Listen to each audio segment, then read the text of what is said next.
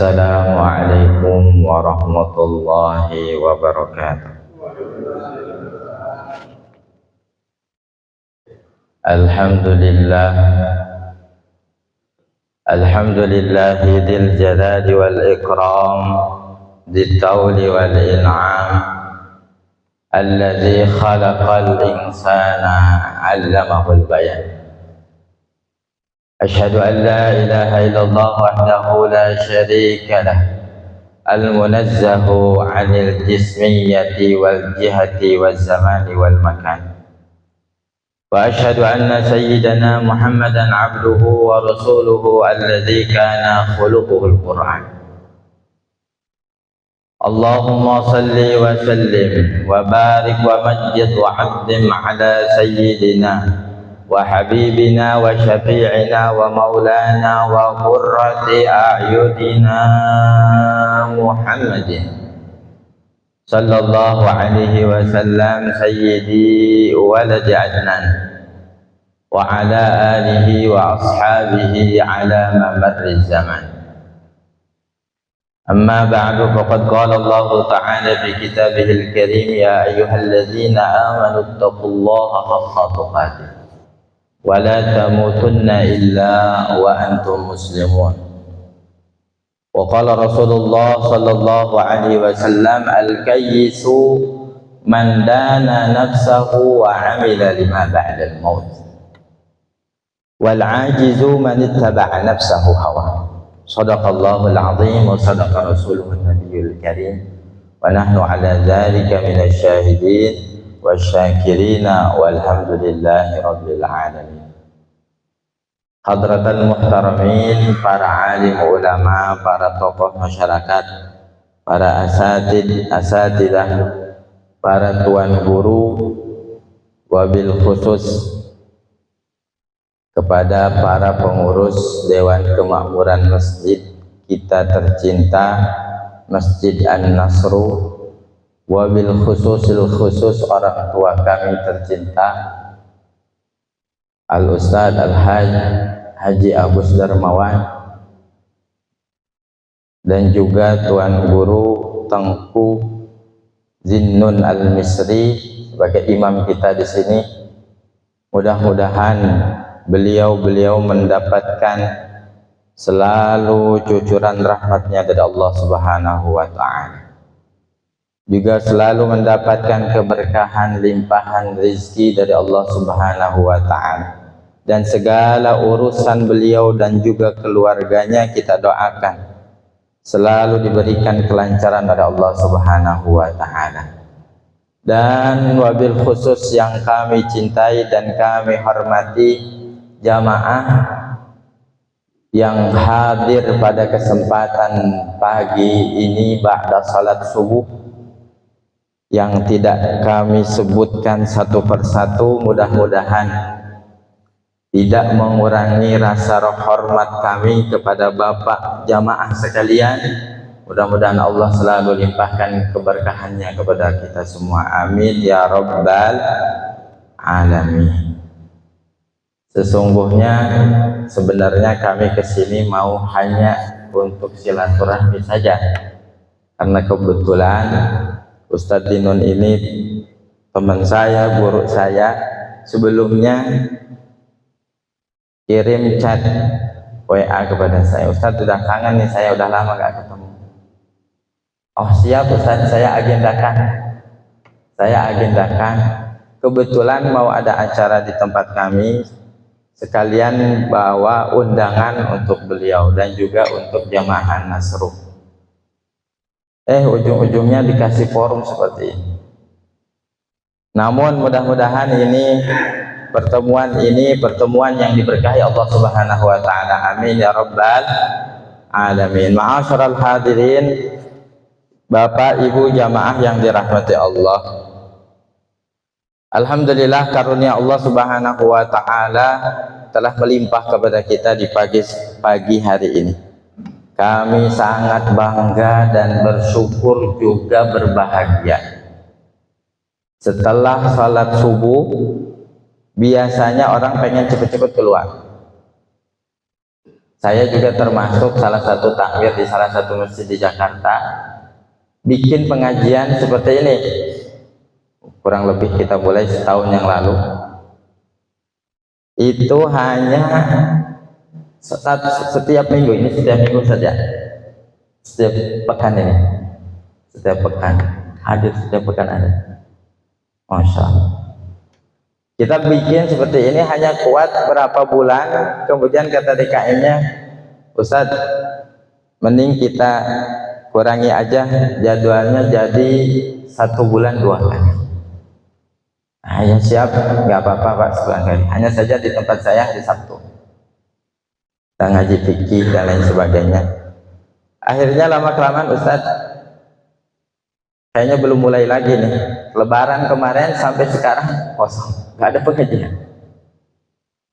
Karena ternyata Bapak Ibu jamaah sekalian, pengajian duduk seperti ini butuh pengorbanan, baik dari pribadi masing-masing, entah itu para pengurus DKM masjid, untuk selalu istiqomah seperti ini. Namun alhamdulillah jamaah sekalian masih bersimpu di jam segini di masjid.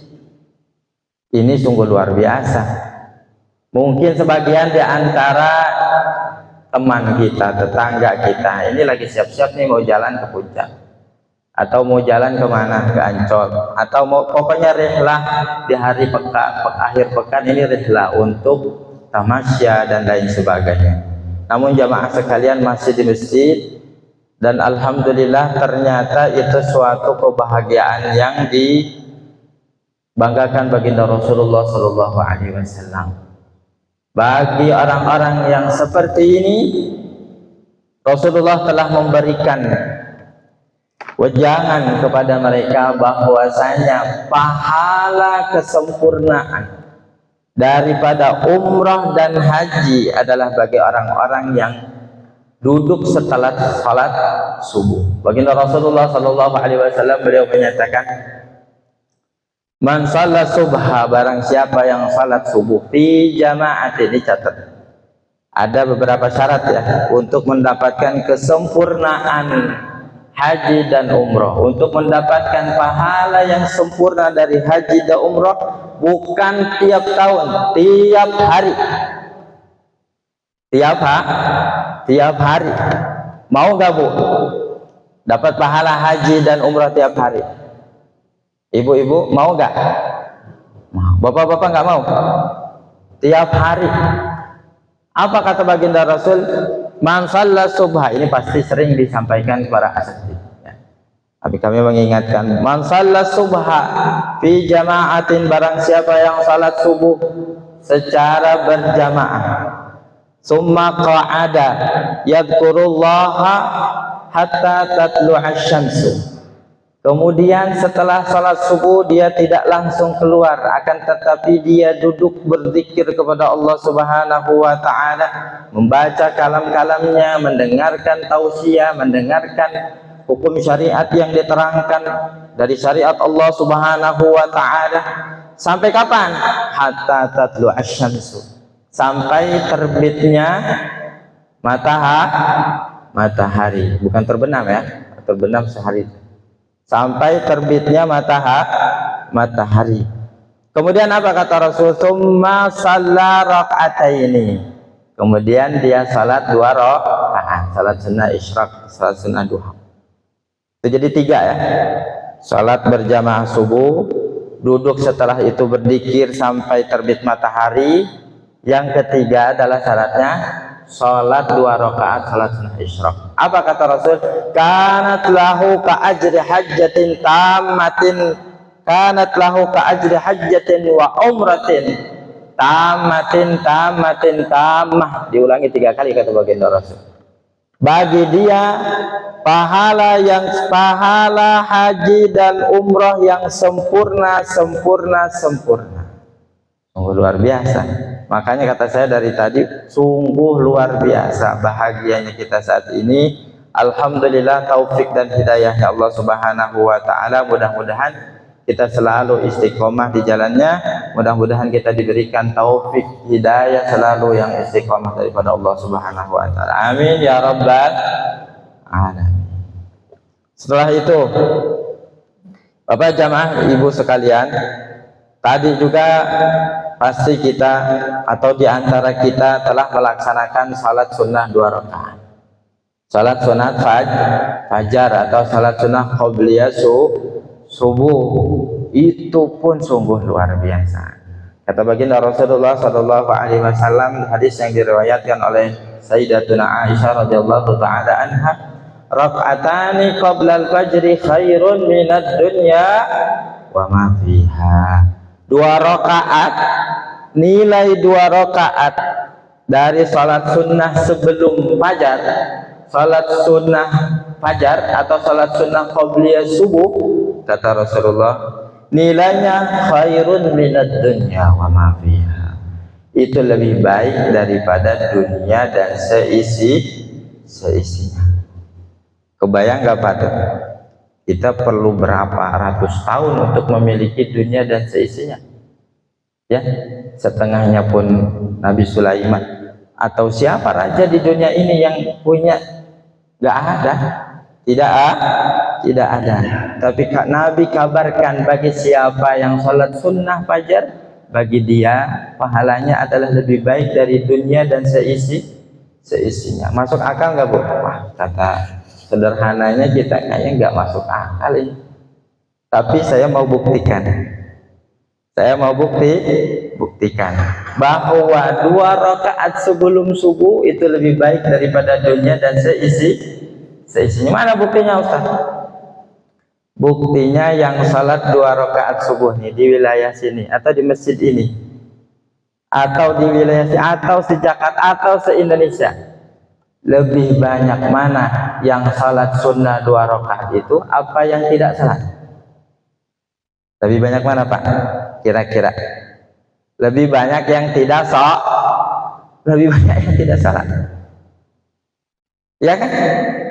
Ya, lebih banyak yang tidak itu artinya bahwa keagungan kemuliaan di atas rata-rata, di atas muka bumi ini hanya dimiliki oleh orang-orang yang terbatas. Itu bukti pertama. Bukti yang kedua, bahwasanya salat subuh, salat sunnah 2 rakaat, sunnah ini bukan subuhnya, sunnahnya 2 rakaat subuh, salat sunat subuh lebih baik daripada dunia dan isinya. Bukti yang kedua, jikalau bapak dan ibu misalkan diberikan umur sama Allah 5 menit lagi, dikabarkan, dikasih tahu sama Allah bahwa umur kita 5 menit lagi. Lah kira-kira mau ngapain tuh 5 menit? Milih antara salat 2 rakaat, apa nurusin bisnisnya, apa kawin lagi, mungkin yang mau kawin lagi, atau ibu mau belanja, pokoknya apa ada yang disenangin? Mau apa kira-kira? Jawabannya masalah 2 rakaat minta ampun sama Allah Subhanahu wa ta'ala. Ini kesempatan terakhir. Kesempatan terakhir, barangkali ada dosa-dosa yang kita belum diampuni. Barangkali ada kesalahan-kesalahan kepada tetangga yang belum kita ampuni. Itu bukti daripada 2 rakaat khairun minad dunya wa ma fiha. Nah, ini sejalan dengan hadis baginda Rasulullah sallallahu alaihi wasallam yang beliau menyatakan, hadis yang diriwayatkan oleh sahabat Abu Hurairah radhiyallahu taala annahu qala marra Nabi sallallahu alaihi wasallam ala qabrin dupina hadithan, bahwasanya baginda Rasul bersama para sahabatnya sedang berjalan melewati satu kuburan baru, baru. Faqala, maka baginda Rasulullah sallallahu alaihi wasallam mengatakan, rakaatani khafifatani tuhaqqiruna tunaffiluna yaziduhuma hadza fi a'malihi ahabbu ilaihi min baqiyati dunyakum. Kata baginda Rasulullah sallallahu alaihi wasallam tadi ketika ngelewat kuburan yang baru itu, apa kata Rasul? bahwasanya 2 rakaat sholat 2 rakaat yang ringan yang selama ini engkau sepelekan, yang selama ini engkau jadikan hanya salat sunnah dan sebagai tambahan saja, itu di dalam catatan amalnya orang yang dalam kubur ini menurut dia ahabbu ilaihi min baqiyati dunyakum. 2 rakaat tadi menurut orang yang lagi ada di kuburan ini itu lebih dicintai daripada hadiah dunia yang engkau miliki sekarang. Coba kabar dari baginda Rasul, 2 rakaat yang selama ini kita sepelekan. Artinya ketika orang dikasih kesempatan, bila mana dikasih kesempatan bangun lagi dari matinya, pasti ingin melaksanakan sholat walaupun hanya 2 rakaat. Nah, kita tarik kesimpulan dah sekarang. Kita tarik kesimpulan artinya itu sholat 2 rakaat lebih baik daripada dunia keseluruhan.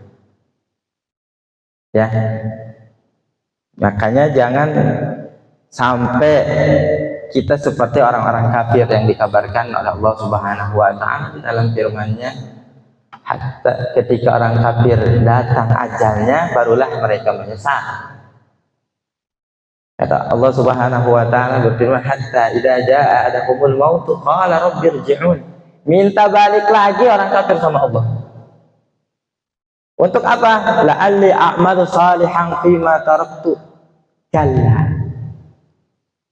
Supaya apa mereka? Supaya beramal saleh. Balik lagi, anak belum mau mati, pengen beramal saleh. La'alli kalla. Innaha kalimatun wa qailuha wa min wara'in barzakhun ila yaumi yub'ats. Omong kosong itu semua. Jika orang sudah mati mau balik lagi, omong kosong, mustahil.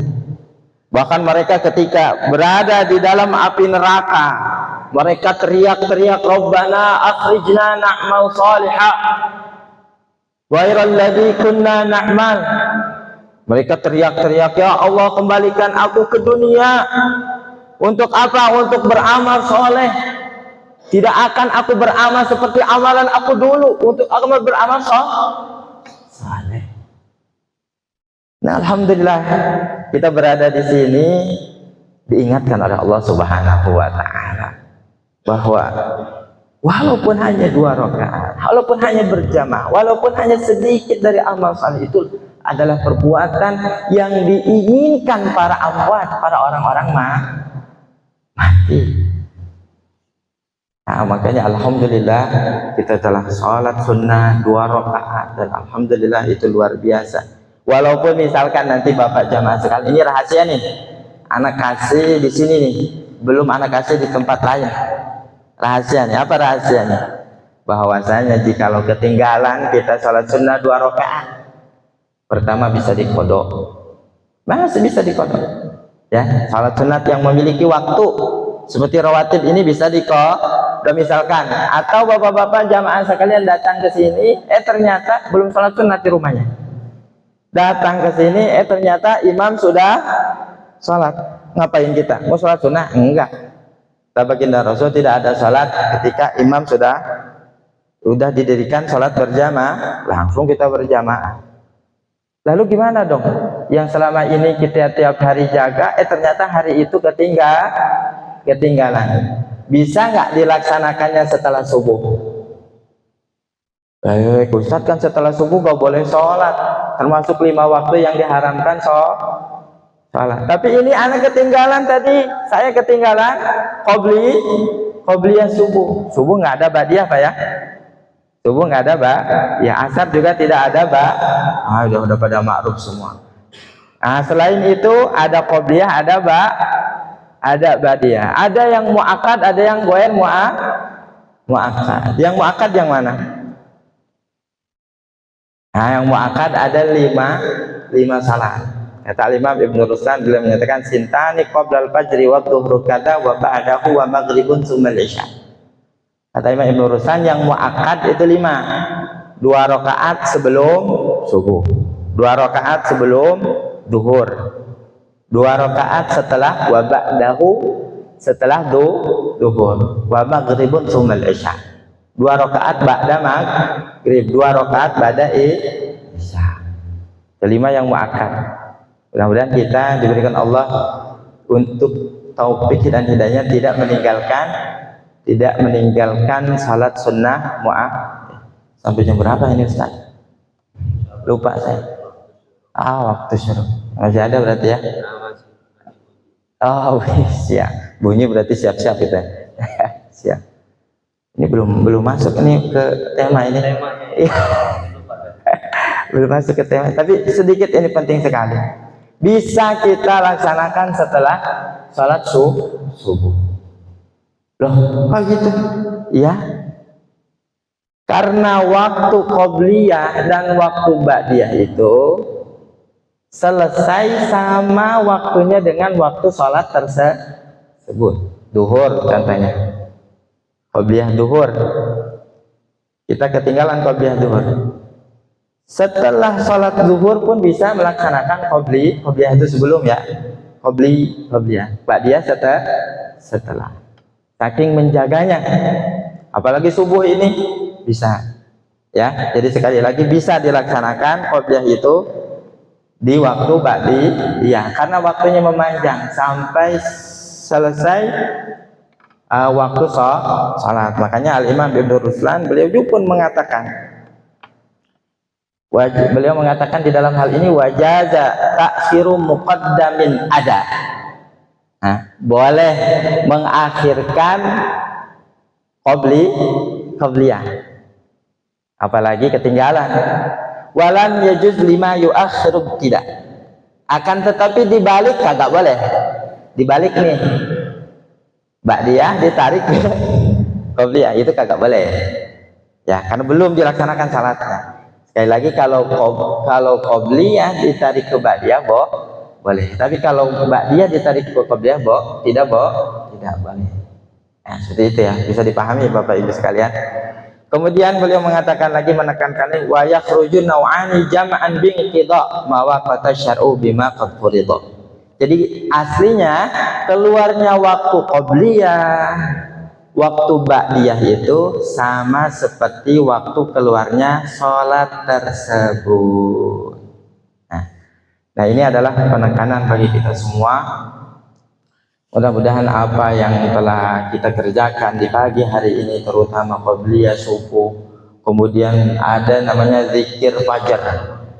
Ya subhanallah bihamdi subhanallahil azim astagfirullah ya hayyu ya qayyum la ilah. Kemudian ada doa fajar, Allahumma inna nas'aluka rahmatan min indika tahdi biha qalbi wa tajma'u biha syamli wa tanumu biha sya'si wa tarubbu biha ulfati tuslihu biha dini. Itu amal orang-orang soleh terdahulu. Makanya alhamdulillah walaupun masih sebagian yang kita amalkan, ini adalah merupakan amalan orang-orang soleh yang mendapatkan predikat waliullah, mendapatkan predikat as-salihin, yang mana mereka meninggal dalam keadaan husnul khatimah. Mudah-mudahan kita termasuk orang yang menatapi jejak-jejak mereka. Amin ya rabbal alamin. Bapak Ibu jamaah sekalian, sebetulnya tema ini saya kurang pantas sebetulnya berbicara fikih. Sedangkan maaf Ustaz, harusnya di depannya, atau belakang. Mohon maaf. Di depan pakarnya, pakar fikih dan nahwu. Juga usul, juga beliau ahli dalam ilmu tafsir. Ustaz Jinun kita ini, Ustaz Imam kita ini. Jadi seperti saya jualan sepatu di toko sepatu. Mohon maaf Ustaz. Namun tema hari ini, tema pada kesempatan hari ini adalah terkait kecerdasan. Alhamdulillah saya dikasih tema apa tuh Ustaz temanya? Kecerdasan seorang hamba. Sebelumnya apa? Letak ya. Letak kecerdasan seorang hamba Allah. Mari kita konstruksikan pemikiran kita terkait dua kata kecerdasan dan juga hamba Allah. hamba Allah. Yang nanti pada akhirnya kita tarik kesimpulan implementasi dari kecerdasan seorang hamba itu seperti apa. Itu spesifiknya yang kita akan bahas pada pagi hari ini. Bapak Ibu jamaah sekalian, dari kata cerdas ini siapa yang kira-kira yang paling cerdas di muka bumi ini? Nah, saya kira-kira Ibu ada yang masih ingat gak pelajaran kapan? Yang paling cerdas siapa Ibu menurut Ibu? Ada mic di sana ya? Oh, nanti. Nanti. Ada sesi pertanyaan? Oh boleh, bisa nanti dipertanyakan. Ada sesi pertanyaan. Yang paling cerdas itu siapa Bapak-bapak? Oh, ada yang mengatakan Albert Einstein, Leonardo da Vinci, kemudian siapa lagi? Isaac Newton, B.J. Habibie, Galileo. Wah, itu sih. Karena sekarang ternyata kecerdasan itu identik dengan orang yang IQ-nya tinggi atau orang yang kemampuan akademisinya bagus digambarkan dengan nilai hasil ujian, kan itu kan yang paling cerdas. Namun ternyata Bapak Ibu jamaah sekalian, ada istilah namanya multiple intelligence.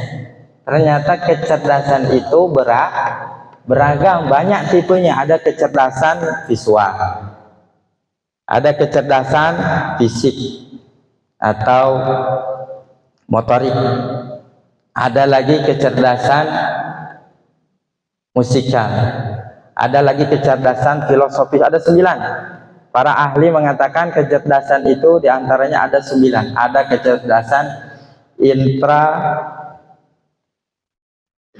ada lagi 2 tuh. Ada lagi kecerdasan intrapersonal, ada lagi kecerdasan interpersonal, yaitu dalam kemampuan memahami diri.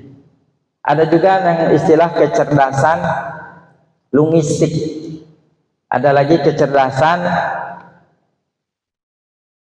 naturalistik, ada lagi kecerdasan logik atau matematik. Apa ini pagi-pagi udah bahas kayak gini ya? Nah, itu semua maksudnya gini, kita banyak temukan terkadang ada anak yang sekolah dalam memahami matematika dia sangat cepat misalkan, bahkan dalam ujian bisa jadi dia nggak salah sama sekali. Tapi ternyata banyak kita temukan orang yang seperti ini, anak yang seperti ini, dia tidak cerdas dalam hal musik misalkan, atau dalam hal olahraga. Dia susah banget, lambat banget untuk mempraktekkan apa yang telah dipraktekkan guru olahraga. Karena ternyata beda kecerdasannya. Ada lagi misalkan anak didik yang pandai sekali, misalkan dilatih silat bisa, dilatih olahraga bisa, taekwondo bisa, cepat menirunya, tetapi dia ketika mengerjakan soal matematik dia tidak bisa atau lambat. Karena itu ternyata berbeda. Nah, makanya para ahli pendidikan membagi ranah kecerdasan ini sesuai dengan ranah tujuan daripada pendidikan. Makanya ada ranah afektif, yaitu berkaitan dengan moral. Ada lagi ranah knowledge, kognitif, pengetahuan. Ada lagi ranah psikomotorik, yaitu ranah keahlian. Bahkan di dalam kurikulum pendidikan itu bahwasanya ranah kognitif itu juga terbagi kemampuan nih. Misalkan kemampuan kita berpikir ini hanya, kebanyakan kita hanya sekedar bisa tahu atau bisa menghafal. Ternyata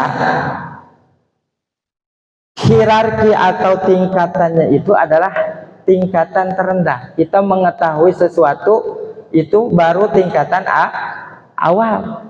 Kita contohnya mengetahui salat, ma huwa salah. Mahwa salah definisi salat apa? Kata para ulama, huwa doa aqwalun wa af'alun muftatahatun bit takbir wa muftatamatun bit taslim, adalah rangkaian ibadah yang diawali dengan takbir dan diakhiri dengan salam. Itu baru pengetahuan awal, pengetahuan dah, belum lagi tingkatan kedua yaitu memahami. Itu baru hafal saja, belum memahami. Kemudian tingkatan ketiga menerapkan, kemudian tingkatan selanjutnya menganalisis, tingkatan selanjutnya evaluasi.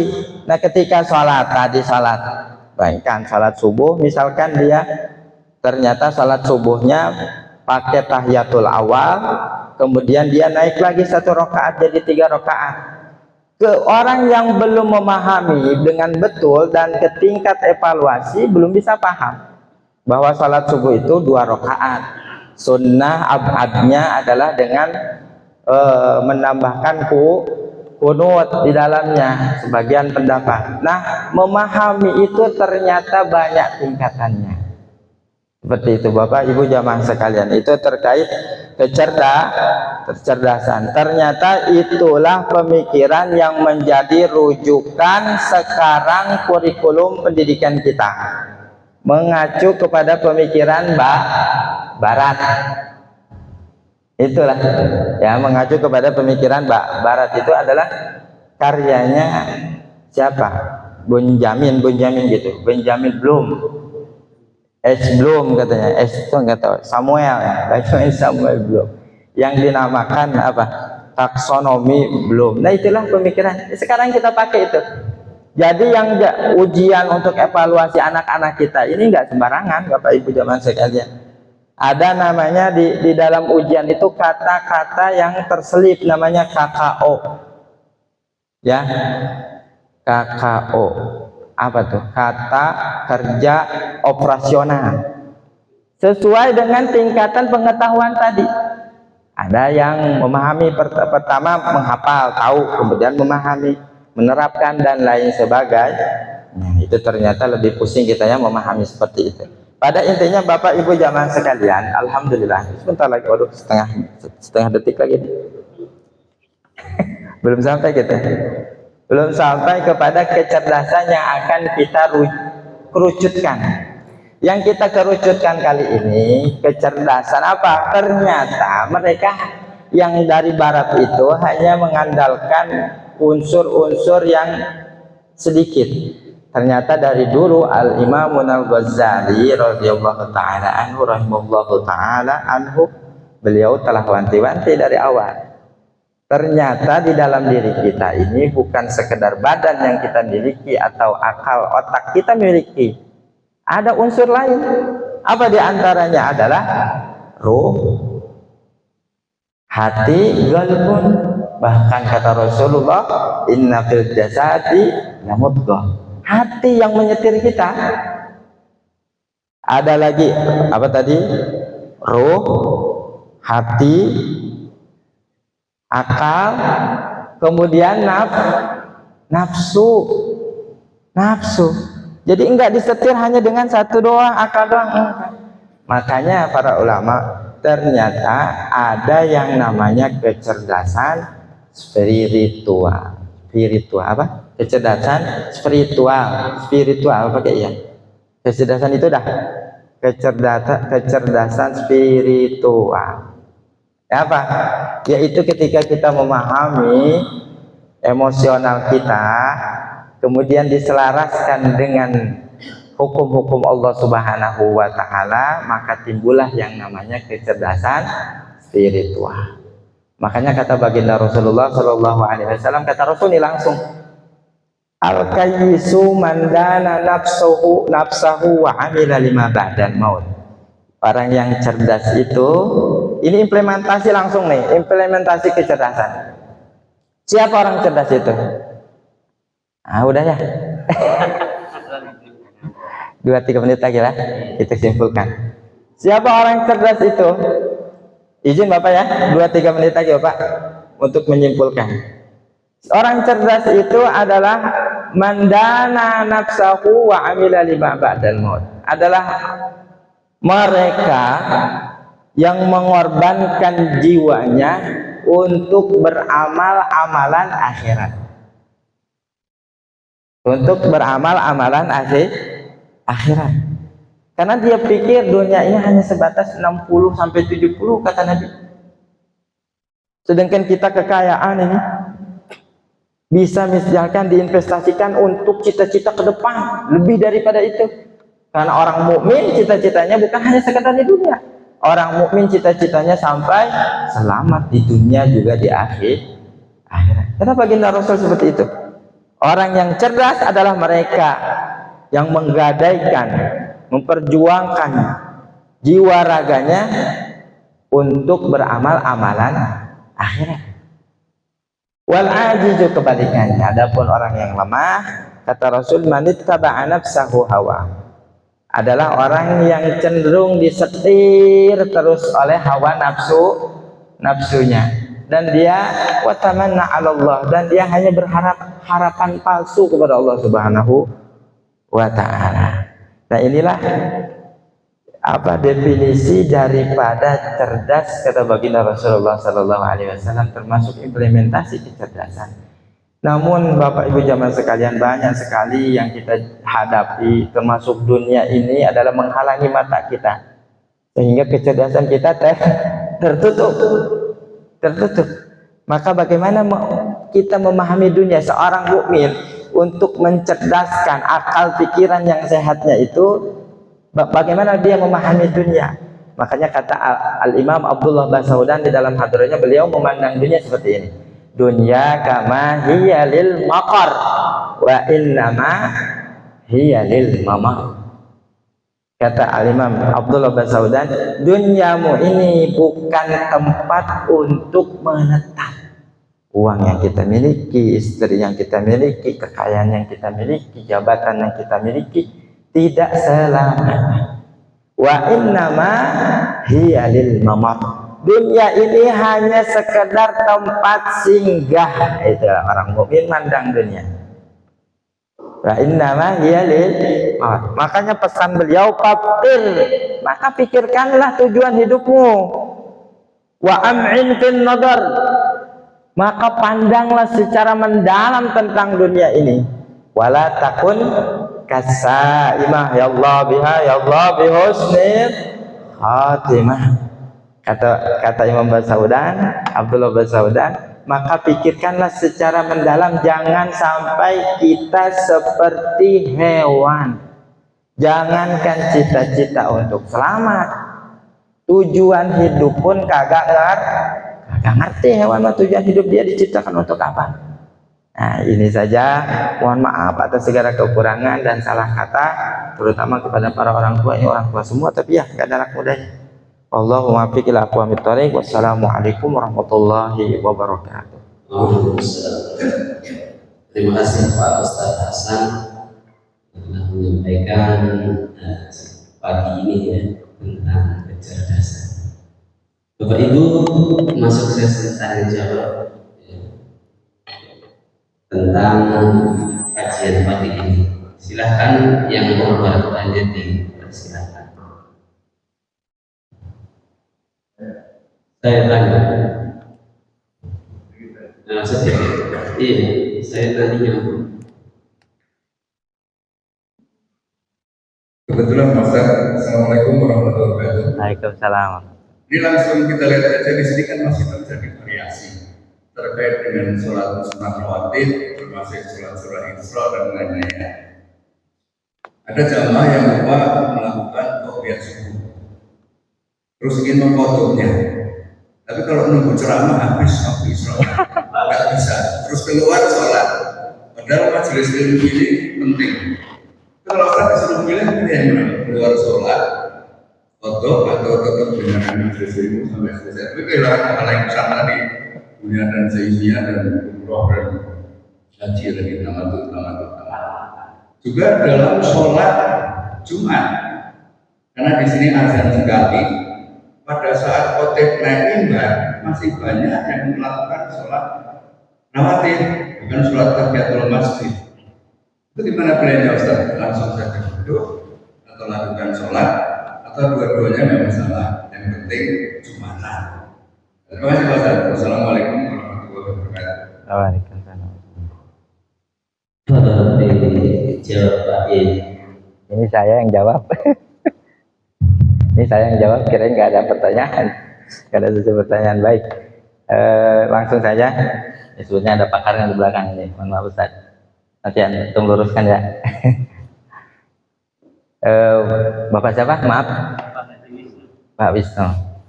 Tadi di pertanyaan yang pertama terkait tadi ya qobliyah. Sebetulnya tadi saya udah jelaskan adaan. Ada kata-kata Al-Imam Ibnu Ruslan adaan. Ada adaan, ada kodoan. Jadi kalau misalkan Bapak itu melaksanakan langsung setelah sholat subuh, ini langsung itu masih adaan. Masih adaan itu karena masih waktunya masih memanjang qobliyah itu. Namun dilaksanakan setelah selesai waktu subuh itu maksudnya kodaan. Sebetulnya kalau dalam situasi seperti ini kondisional saja. Saya mau milih dulu dengerin apa namanya hal yang penting, misalkan kalau menurut Bapak lebih penting bisa nanti kodok dapat dua-duanya nggak? Dapat dua-duanya. Nunggu selesai bisa, namun nanti statusnya jadi kodoa. Oh enggak, tapi kok bisa, silahkan, enggak jadi masalah. Tapi berarti itu statusnya masih adaan. Adaan itu kontan. Enggak, kalau tadi saya sudah niat kodok. Kecuali kalau ada tidak kodok tidak ya kehilangan Pak. Seperti itu. Bisa dipahami Pak ya? Nah, kedua apa ya? Mohon maaf. Jumatan itu. Mohon maaf izin Ustazin. Nanti luruskan mohon itu. Itu karena gini Pak, timbul permasalahan seperti ini yang saya lihat dan yang saya nilai itu karena di sebagian masjid ada yang azannya sekali, ada yang azannya 2 kali. Timbullah polemik seperti itu. Bagi orang-orang yang terbiasa salat sunnah qobliyah yang berpandangan seperti itu, nggak apa-apa, mereka punya dalil masing-masing. Ada yang mandang ada qobliyah Jumat, ada mandang yang tidak ada qobliyah. Dari situ sebetulnya timbulnya. Akhirnya orang yang terbiasa salat sunnah qobliyah, adzan sekali. Orang-orang kan nggak berdiri tuh. Nah orang seperti ini tidak boleh berdiri lagi untuk salat qobli. Solusinya apa? Tadi kembali lagi permasalahan tadi. Kembali lagi nanti bisa kodoa atau bisa adaan setelah salat Jumat. Cakep gak tuh? Cakep. Jangan malah justru salah dia berdiri lagi, udah duduk berdiri lagi. Karena apa? Karena sudah khotib naik mimbar, larangan itu. Namun ada pengecualian untuk orang-orang yang baru datang, yaitu tahiyatul masjid. Tahiyatul masjid boleh. Ya. Tahiyatul masjid boleh. Bahkan si tahiyatul masjid ini kalau Bapak lebih mendetail lagi bisa dirangkap, namanya indiraj dalam fikih. Mau diruskan Ustaz Jinun. Ada dalam kitab-kitab fikih namanya indiraj. Karena diperbolehkan kita salat sunnah tahiyatul masjid, udah disatuin aja. 1 sholat 2 niat. Tapi jangan sembarangan Bapak nih. 1 sholat 2 niat, tidak semua bisa 1 sholat 2 niat. Di dalam hal ini ketika seseorang tahiyatul masjid disatuin sama qobliyah boleh. Itu dibahas di ulama-ulama fikih, terutama khususnya fikih Syafi'i.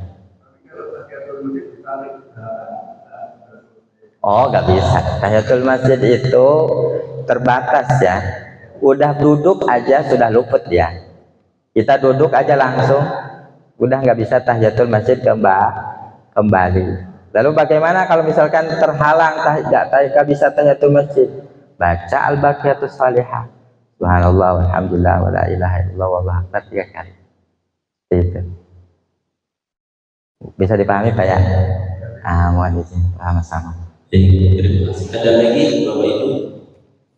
Saya nyambung Pak Ustadz tadi Ya. dengan temanya letak kecerdasan. Saya tanya letaknya itu di mana?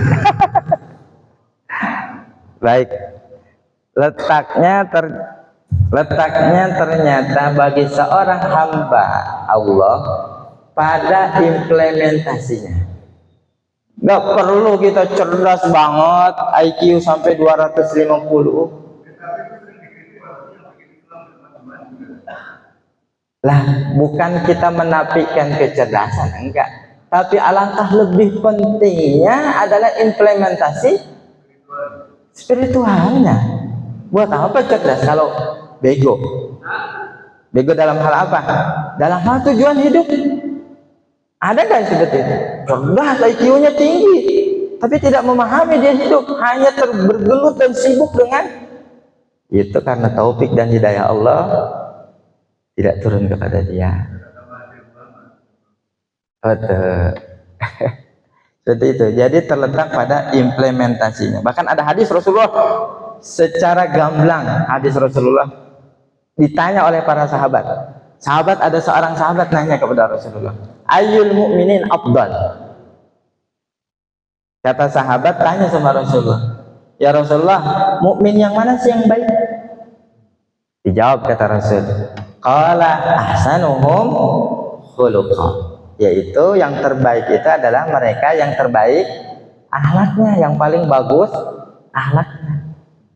Penasaran sahabat nanya lagi, wa ayyul mu'minina aqyas? Nah, spesifik nih kan. Dan mukmin yang mana yang paling aqyas nih? Pakai segat isim tafdil.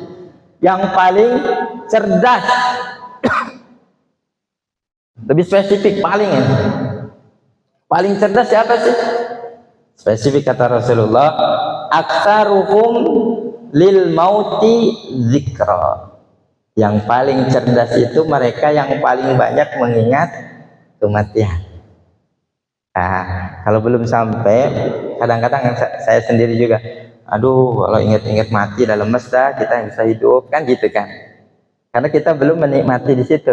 Nikmatnya zikir kematian. Diperintahkan, aksiru min hadhimil ladzat, kata Rasulullah, perbanyak engkau mengingat sesuatu yang membumi hanguskan kelezatan, yaitu kematian. Ini pertama nih, aktsaruhum lil mauti dzikra. Belum sampai situ. Wa ahsanuhum lima ba'dahu istidada. Fahaula'i humul aqyas. Kata Rasulullah tadi, pertama, orang yang paling cerdas itu adalah yang paling banyak mengingat kematian. Tapi nggak sampai situ, cuman ingat doang. Apa? Wa ahsanuhum lima ba'dahu istidada. Tapi yang terbaik persiapan kematiannya, bukan ingat doang. Terbaik persiapan kematian. Maka mereka itu yang paling cerdas. Udah spesifik itu, yang paling cerdas itu. Wallahu a'lam.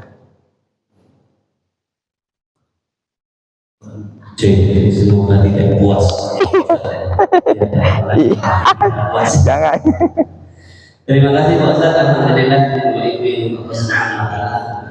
mari sama-sama kita akhiri dengan berdoa kepada Allah Subhanahu wa taala. Silakan Pak Ustaz Hasan doa ini. Antum. Ustaz.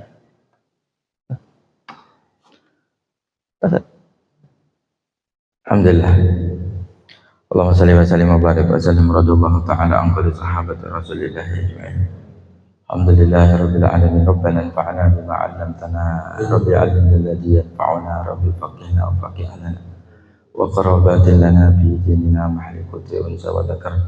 Rabbi waffiqna wa waffiqhum lima tahfadhu bi qawlan wa fi'lan karama warzuqil kulla halalan da'ima wa aqila atqiya ulama nakhla bil khair wa nukhfa kulla syarr. Rabbana aslih lana kulla syu'un wa akrim bi ridha minkal uyun waqdi 'anna rabbana kulla duyun wa qabla an ta'tiyana rusulul manur waghfir wastur akraman satat wa salatullahi takshal mustafa man ilal haqqi da'ana wal wafa bi kitabin bilina shifa وعلى الآل الكرام الشرفاء وعلى صحبه وصحبه البرار اللهم اهدنا بهداك واجعلنا ممن يسارع في رضاك ولا تولنا وليا سواك ولا تجعلنا ممن خالف أمرك وعصاك حسبنا الله ونعم الوكيل لا حول ولا قوة إلا بالله العلي العظيم سبحان ربك رب العزة عما يصفون وسلام على المرسلين والحمد لله رب العالمين والعفو عنكم والسلام عليكم ورحمة الله وبركاته. Waalaikumsalam warahmatullahi wabarakatuh. Alhamdulillah tak lupa mengingatkan.